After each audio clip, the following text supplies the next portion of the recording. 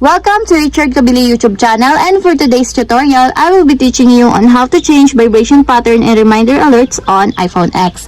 But first, kindly subscribe to this channel and don't forget to hit the subscribe button and the bell to notify you for the new updates. And let's start. Using your iPhone X from your home screen, first go to Settings.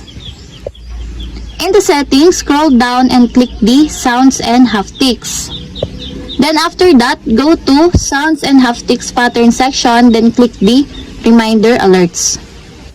Then in the Reminder Alerts, click the Vibration.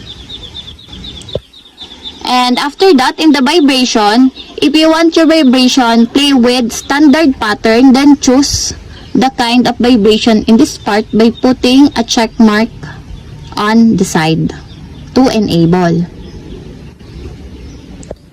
And if you want also to change it to default, just click again the synchronize or the default pattern. And that's it. We have successfully changed vibration pattern and reminder alerts on iPhone X.